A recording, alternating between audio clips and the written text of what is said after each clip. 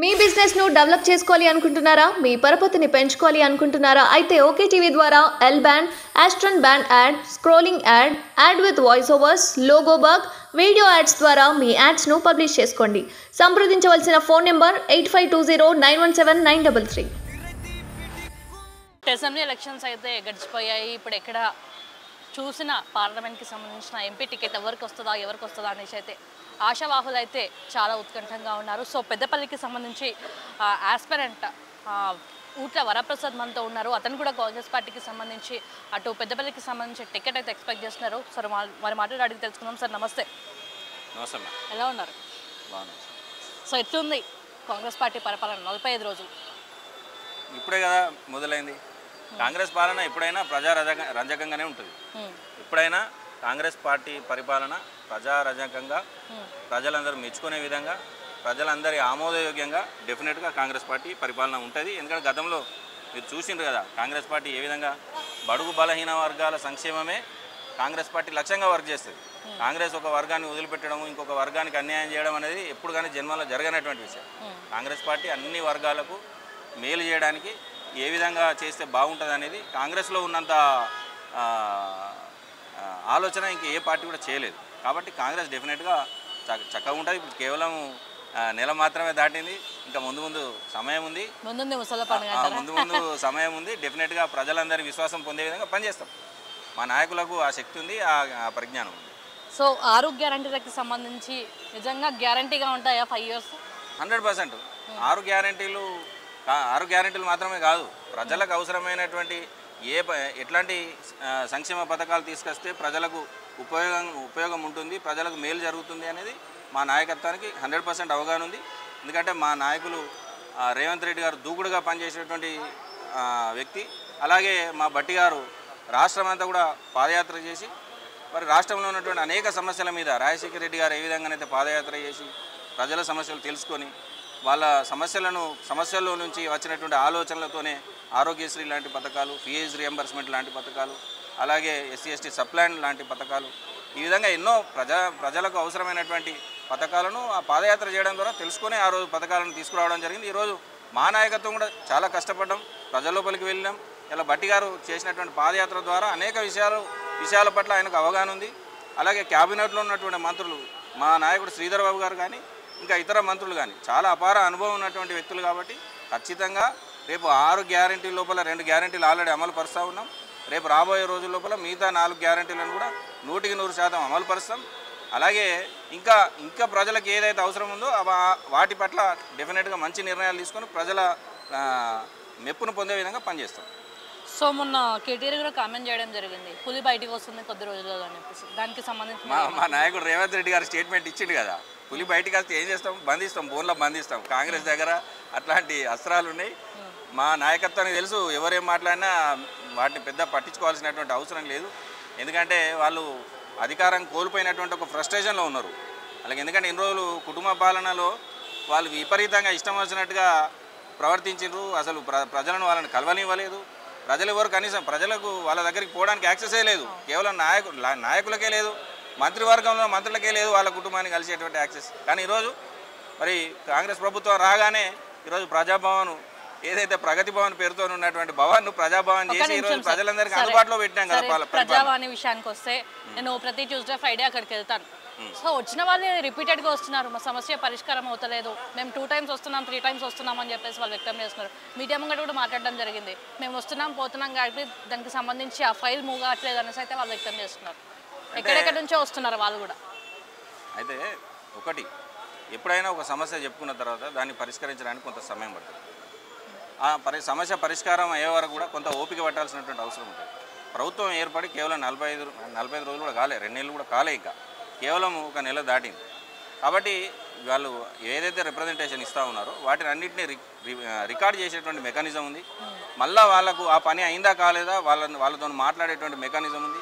కాబట్టి ఇట్లా ఫీడ్బ్యాక్ వాళ్ళకి ఇచ్చేటువంటి మెకానిజం ఉంది. కానీ కొంతమంది ఓపిక లేని వాళ్ళు, లేకపోతే వెంటనే సమస్య పరిష్కారం కాలేదు అనేటువంటి ఒక తొందరపాట్ల అక్కడికి వెళ్ళి మాట్లాడుతుండొచ్చు, లేకపోతే అంటుండొచ్చు. కానీ వాస్తవం ఏంటంటే ఎవరు రిప్రజెంటేషన్ ఇచ్చినా వాళ్ళ రిప్రజెంటేషన్ అనేది వృధా కాకుండా కంప్యూటర్లో ఎంటర్ చేయడం కానీ, వాళ్ళ డేటాను ఎంటర్ చేసుకోవడం కానీ ఆ సంబంధిత అధికారికి దానికి సంబంధించిన ఫైల్ ఫార్వర్డ్ కావడం కానీ అక్కడ నుంచి తిరిగి వాళ్ళకు దానికి సంబంధించినటువంటి అది పని అవుతుందా కాదా అనేటువంటి ఒక క్లారిటీతోని వచ్చినటువంటి రిప్రజెంటేషన్ ఇచ్చినటువంటి వ్యక్తులకు తిరిగి మళ్ళీ ఫీడ్బ్యాక్ కూడా వెళ్తూ ఉంది. అట్లాంటి ఒక మంచి మెకానిజంతో ప్రజాభవన్ అనేది నడుస్తూ ఉంది. కాబట్టి అట్లాంటి ఆరోపణలు కేవలం టీఆర్ఎస్ వాళ్ళు ఎవరైనా చేస్తుండొచ్చు కానీ అది వాస్తవం కాదు. ఎవరైనా ఒకవేళ నిజంగానే ప్రజలు అక్కడ రిప్రజెంటేషన్ ఇచ్చుంటే కొంత సమయం వెయిట్ చేసినట్టు ఏది ఉంటే వాళ్ళకి ఫీడ్బ్యాక్ ద్వారా వాళ్ళకు జవాబు అందుతుంది. అప్పటిదాకా వాళ్ళు కొంత వెయిట్ చేస్తే బాగుంటుంది అనేది మా అభిప్రాయం. సో ఇంకో విషయం సార్, మొన్న రేవంత్ రెడ్డి విదేశీ పర్యటనకు వెళ్ళాడు, నిధులు అయితే తీసుకొని వచ్చాడు. దానిపైన కూడా రేవంత్ రెడ్డి ఇంగ్లీష్ పైన కూడా కామెంట్ చేయడం జరిగింది. దాన్ని మీరు ఎలా చూస్తున్నారు? అంటే ఇప్పుడు అక్కడ సాధించిన విజయాన్ని తప్పుదో పట్టించడానికి అంటే ఎందుకంటే ఇప్పుడు ఇంతకుముందు 10 ఏళ్ళ టీఆర్ఎస్ పాలనలో వాళ్ళు ఏ రోజు కూడా ఈ స్థాయిలో పెట్టుబడులను తీసుకొచ్చింది లేదు. మరి రేవంత్ రెడ్డి గారు అలాగే మా ఐటీ మినిస్టర్ గారు శ్రీధర్ బాబు గారు ఇద్దరు కూడా దావోస్ వెళ్ళి ఇంతవరకు తెలంగాణ చరిత్రలో కానీ ఉమ్మడి ఆంధ్రప్రదేశ్ చరిత్రలో కానీ సాధించినటువంటి ఒక గొప్ప విజయాన్ని సాధించడం జరిగింది. అక్కడ మరి వివిధ విదేశీ కంపెనీలు వివిధ ఏవైతే పెట్టుబడి పెట్టేటువంటి సంస్థలు అక్కడికి వచ్చినాయి. కాబట్టి ఒకే వేదిక మీద ప్రపంచంలో ఉన్నటువంటి పెట్టుబడిదారులు అందరూ కూడా అక్కడికి రావడం జరిగింది.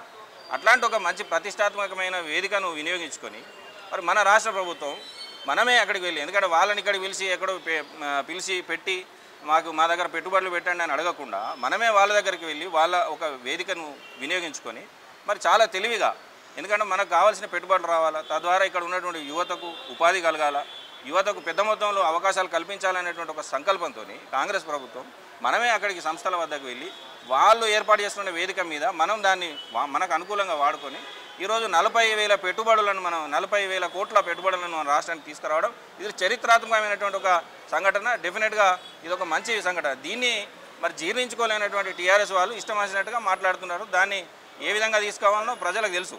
ఎందుకంటే ఈరోజు రేపు 40,000 కోట్ల పెట్టుబడులు వచ్చిన తర్వాత కొన్ని లక్షల మంది యువతకు మన ప్రాంతంలో ఉపాధి అవకాశాలు ఉన్నాయి. కాబట్టి ఖచ్చితంగా అదొక మంచి కార్యక్రమం. దాన్ని ఎవరైనా విమర్శిస్తే అది వాళ్ళ విజ్ఞతకే వదిలేస్తా ఉన్నాం. సో పెద్దపల్లి విషయానికి వస్తే ఎట్లుంది పెద్దపల్లి? అప్పుడు ఎట్లుండే, ఇప్పుడు ఎట్లుండే? పెద్దపల్లి మాదండి, మా పెద్దపల్లి ఎప్పుడు బాగానే ఉంటుంది. ఆ ప్రాంతంతో మాకు ఉన్నటువంటి అనుబంధం అది. డెఫినెట్గా టీఆర్ఎస్ పాలనలో మా పెద్దపల్లి వెనుకబడ్డది. మా పెద్దపల్లిలో మరి ఎన్నో ఉద్యోగ అవకాశాలు ఉపాధి అవకాశాలు కల్పించే అవకాశం ఉన్న పెద్దపల్లి ప్రాంతంలోని టీఆర్ఎస్ నాయకుల యొక్క చేతగానితనం వల్ల ఆ ప్రాంతం వెనుకబడిపోయింది. ఈరోజు కాంగ్రెస్ ప్రభుత్వం వచ్చింది. అక్కడ 7 మా శాసనసభ్యులే గెలిచిండ్రు, మా ఎమ్మెల్యేలు, మా ప్రభుత్వం ఈరోజు ఉంది. కాబట్టి డెఫినెట్గా రేపు రాబోయే రోజుల లోపల వెనుకబడినటువంటి పెద్దపల్లిని తిరిగి అభివృద్ధి బాటలో నడిపించేటువంటి అవకాశం చాలా ఉంది. సో మీరు టికెట్ ఎక్స్పెక్ట్ చేస్తున్నారు, వస్తుంది అనుకున్నారా? మీ వినతిని వాళ్ళకి వినిపించారా? డెఫినెట్గా వస్తుందని ఆశిస్తూ ఉన్నా. మా అధినాయకత్వానికి అందరూ కూడా విన్నవించిన పార్టీ టికెట్ నాకే వస్తుందనే నమ్మకం ఎందుకు ఉన్నదంటే పార్టీకి నేను ఆ విధంగా సేవ చేసిన. నా సేవ అందరికీ తెలుసు. పార్టీ కార్యకర్తలు కాంగ్రెస్ పార్టీలో నేను పుట్టినప్పటి నుంచి కాంగ్రెస్లో. మా నాన్న కూడా కాంగ్రెస్ పార్టీకి సుమారు ఒక 20 ఏళ్ళు పనిచేసిండు. ఆయన కూడా ప్రయత్నాలు చేసిండు. కానీ అనుకోకుండా అంటే ఇంకా గుర్తించకపోవడానికి కారణం గుర్తించలేదని ఎవరన్నారమ్మా? నాకు డెఫినెట్గా కాంగ్రెస్ పార్టీ గుర్తించింది కాబట్టి వివిధ బాధ్యతలు ఇచ్చింది. ఆ బాధ్యతల మీద నేను వర్క్ చేయగలిగిన. కాంగ్రెస్ పార్టీ మమ్మల్ని గుర్తించలేదు అనేది కరెక్ట్ కాదు. డెఫినెట్గా గుర్తించి సరే రాజకీయ కారణాల వల్లనో లేకపోతే ఏ కారణాల వల్లనో టికెట్ ఇవ్వకపోవచ్చు, కానీ ఈసారి డెఫినెట్గా ఇస్తుందనే నమ్మకం ఉంది. గతంలో నేను టికెట్ అడిగినా నాకు ఇవ్వలేదు వాస్తవమే, కానీ అప్పుడున్న కారణాలు ఆ కారణాలను బేస్ చేసుకొని నాకు ఇవ్వలేదు. ఈసారి డెఫినెట్గా ప్రభుత్వం ఉంది, మా శాసనసభ్యులు అందరూ గెలిచిండ్రు, మంచి వాతావరణం ఉంది, నేను పార్టీ కోసం కష్టపడి అడుగుతున్నా. కాబట్టి డెఫినెట్గా ఈసారి అవకాశం కల్పిస్తారని నమ్మకం ఉంది. సో ఏ పట్టుతో ముందుకెళ్తున్నారు, ఏ టార్గెట్తో టికెట్ ఎక్స్పెక్ట్ చేస్తున్నారు? అసలు చట్టసభలో మా ప్రాంతానికి సంబంధించినటువంటి అభివృద్ధి అనేది నా ప్రధానమైనటువంటి ఎజెండా. మా పెద్దపల్లి పార్లమెంటు అనేకమైనటువంటి ఉపాధి అవకాశాలు అంటే ఉపాధి కల్పించేటువంటి అవకాశం ఉన్న గతంలో కొంత నాయకత్వ లోపమా లేకపోతే గతంలో కొంత ఆ ప్రాంతంలో లోకల్లో ఉన్నటువంటి వ్యక్తులను బయట నుంచి వచ్చినటువంటి వ్యక్తులను ఎన్నుకోవడం ద్వారా స్థానికంగా గ్రాస్ రూట్లో ఉన్నటువంటి సమస్యలను ప్రభుత్వానికి నివేదించకపోవడం వల్లనే ప్రాంతం వెనుకబడిపోయింది. కాబట్టి నాలాంటి నేను స్థానికంగా ఉన్నా, పొద్దున్న లేస్తే ప్రజల మధ్యలోనే ఉన్నా, ప్రజల సమస్యలు నాకు తెలుసు. మా పెద్దపల్లి ప్రాంత ప్రజల సమస్యలు ఏంటి, అక్కడ ఏం చేస్తే మరి పెద్దపల్లి ప్రాంత ప్రజలకు ఉపయోగం ఉంటుంది, ఎట్లాంటి కార్యక్రమాలు ఎట్లాంటి సంస్థలు తీసుకొస్తే మా ప్రాంత యువతకు ఉపాధి అవకాశం కలుగుతుంది అనేది నాకు 100% అవగాహన ఉంది. కాబట్టి నేను స్థానికుని కాబట్టి అక్కడనే పుట్టి అక్కడనే పెరిగి అక్కడనే నేను వివిధ హోదాల లోపల పార్టీకి పనిచేసినటువంటి వ్యక్తిగా పరిపూర్ణ అవగాహన పెద్దపల్లి పార్లమెంటు విషయంలో నాకు ఉంది.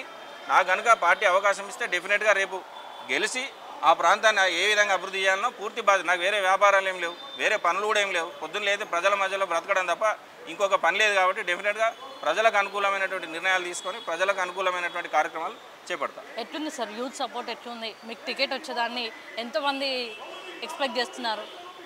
కాంగ్రెస్ పార్టీ కార్యకర్తలందరూ కరడు కట్టిన కాంగ్రెస్ వాదాలందరూ 100% నాకే టికెట్ రావాలని కోరుకుంటాను. ఇది నిజం.